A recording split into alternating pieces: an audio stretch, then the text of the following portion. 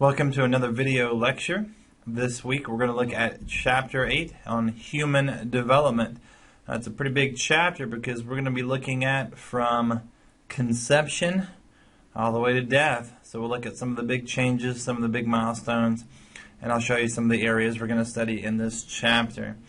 Now, human development is actually part of developmental psychology, one of the fields of psychology that studies how and why we change over time. So we want to look at the differences between you as an 8-year-old, as an 18-year-old, and even as an 80-year-old. Now, most of this is studying growth, hence the word change, but also we do study decline. For example, in later adulthood, there will be some physiological and cognitive decline that's expected with age.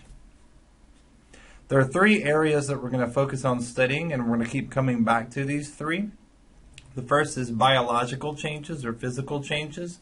That can be anything from how big, how tall you become over time, to hormone differences and changes when we look at puberty. We will look at some brain and body differences throughout the lifespan. The second area that we're going to come back to again and again is cognitive changes. Remember, cognitive means thinking. A 4-year-old thinks and responds to this world differently than even an 8-year-old. So some big changes in how that child can think, process, understand, and communicate. And finally, we'll look at social changes. Social development is part of the human experience.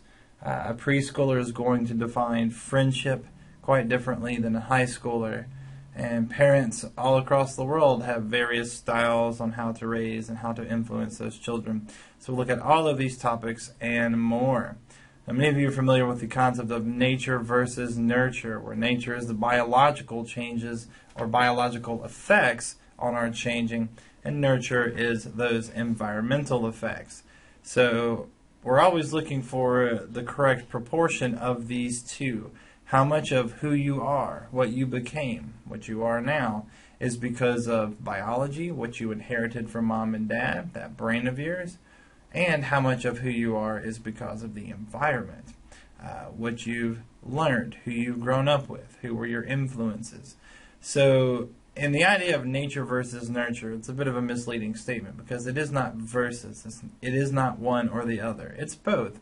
What we're currently studying is the proportion. How much of each is influencing whatever trait is interesting to us. If you read your chapter, they shared a story of PKU and how nature and nurture both affect that illness, so check it out. A great example that I'm going to talk about is the concept of resilient children.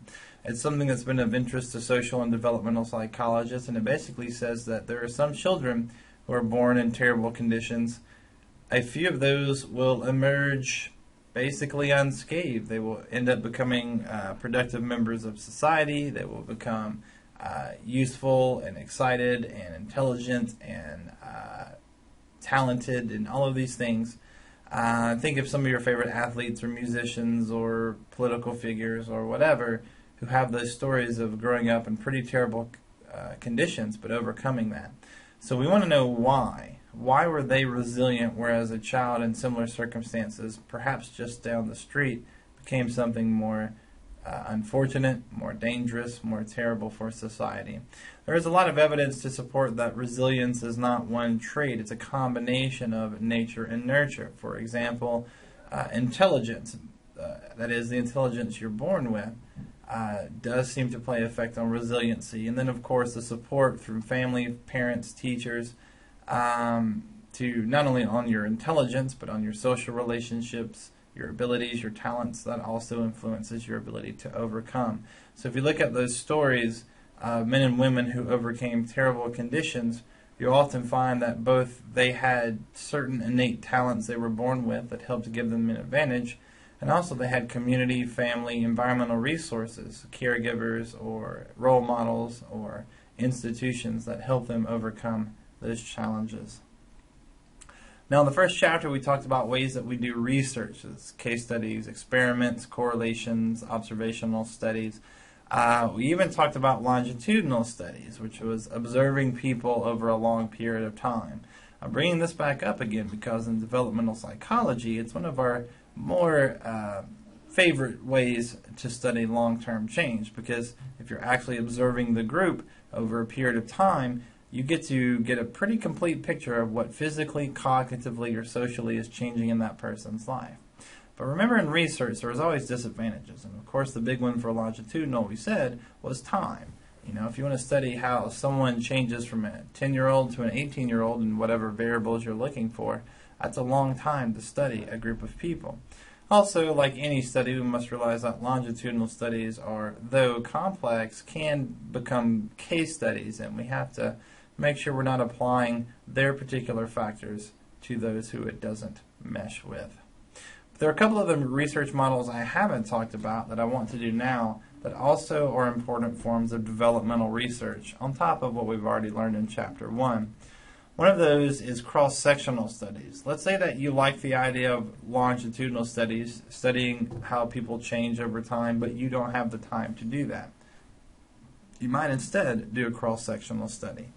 Cross-sectional study is when you take different groups of people at different ages in their life, and then you connect the dots. So let's say you study a group of 10-year-olds and you measure whatever variable you're looking for. And then you measure a different group of 12-year-olds and you measure what you're looking for, and then you try to find out what do they have in common, what do they not have in common, so what has changed, what has stayed the same. That's a cross-sectional study. And the advantage is it's got a similar picture of longitudinal studies, but it took a whole lot less time. In fact, you can study multiple groups in a short time versus waiting years for the changes to happen. Disadvantage, though, should be fairly clear. Once you start talking about a group of 10-year-olds and then another group of 12-year-olds, you have to admit those 12-year-olds are different kids than the 10-year-olds.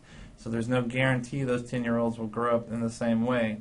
On top of that, we must realize the environment is always changing. So if I study a group of 10-year-olds, a group of 12-year-olds, all the way to a group of 18-year-olds, I may learn some important things, but I have to realize when those 10-year-olds finally actually become 18-year-olds, the world they will live in will be very different than the group of 18-year-olds today. And finally, we have the biographic retrospective. It's called either one, whichever one you like. I like the biographic version.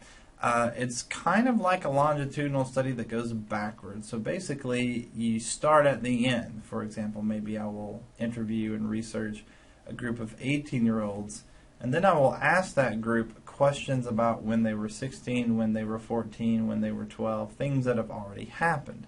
So basically, you get very similar information. You get to watch the same group of people change over time. The difference is they've already changed. They're already at the end. You're just going backwards. Now, since it is much of an interview process, the disadvantage is pretty clear. We misremember, we lie. There's always those difficulties when you ask people questions about themselves and about their behaviors. All right, so we're going to take a break there. That was a quick little intro. When we come back, we're going to look at prenatal development, because who you are and what you will become starts well before you were born. See you soon.